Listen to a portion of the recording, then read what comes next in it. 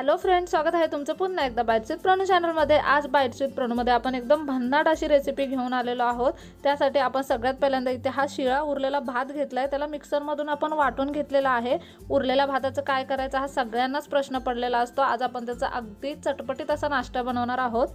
हा साधारणतः वाटीभर इतका भात उरलेला, जेवढा भात असेल तेवढा आपण मिक्सरला वाटून घेतलेला आहे। आता तो एका भांड्यामध्ये टाकलाय। त्यानंतर त्यामध्ये आपल्याला बटाटा किसून घ्यायचा आहे। एक अख्खा बटाटा आपण इथे किसून घेतलेला आहे। उकडलेला बटाटा आहे हा, साल काढून घेतलाय त्याचं। त्यानंतर त्यामध्ये 1 चमचा बेसन पीठ आणि अर्धा चमचा तांदळाचं पीठ टाकलंय। अगदी बारीक चिरलेला कांदा टाकलाय। अर्धा चमचा मिरची आणि लसूणची पेस्ट टाकले। बारीक चिरलेली कोथिंबीर टाकले। त्यानंतर 1 चमचाभर इतकं लाल तिखट टाकलंय। पाव चमचा हळद आणि अगदी चिमूटभर असं हिंग टाकलंय पचनासाठी आणि चवीप्रमाणे मीठ टाकून घेतलंय। आता हे सगळं मिश्रण आपल्याला मिक्स करून घ्यायचं आणि ह्या मिश्रणाचा आपल्याला एक गोळा तयार करून घ्यायचा आहे। बटाटा टाकल्यामुळे आणि भात सुद्धा ओलसर असल्यामुळे हे मिश्रण ओलं बनत जातं। त्यामुळे तुम्ही लगेच पटकनच मळून घ्या हे मिश्रण आणि त्याच्यामध्ये आवश्यकतेप्रमाणे बेसन किंवा थोडंसं तांदळाचं पीठ अजून ॲड करा लागलंच तर।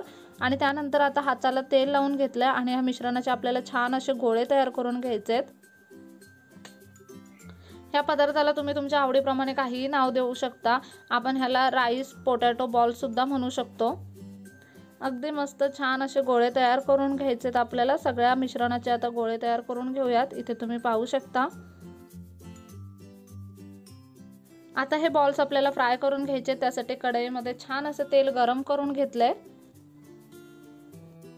बरेचदा पाहुणे वगैरे आले की कधी कधी पांढरा भात उरतो आणि त्यावेळी असा शिळा भात खायचा किंवा त्याचं काय करायचं असा प्रश्न पडतो। त्यावेळी तुम्ही असे पदार्थ बनवू शकता।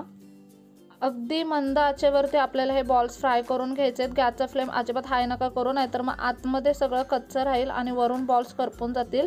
त्यामुळे अगदी मंद आचेवरती आतमध्ये मुरेपर्यंत हे बॉल्स आपल्याला फ्राय करून घ्यायचे आहेत। इथे तुम्ही पाहू शकता मस्तपैकी आपले राईस पोटॅटो बॉल बनवून तयार आहेत। अशा पद्धतीने आता बाकीचे सुद्धा आपण फ्राय करून घेऊयात।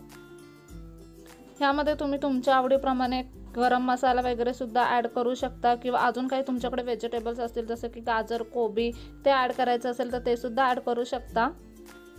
अगदी गरमागरम असे राईस पोटॅटो बॉल बनवून खाण्यासाठी तयार आहेत। इथे आपण एक बॉल तोडून बघूया। तुम्ही सॉस सोबत सुद्धा हे खाऊ शकता किंवा चहा सोबत खायला सुद्धा एकदम भारी लागतात।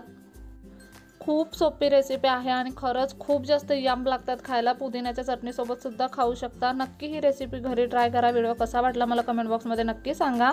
चला तर मग पुन्हा भेटूया अशाच एका नवीन व्हिडिओ सोबत। तोपर्यंत मस्त खा, भरपूर फिरा आणि आनंदी राहा।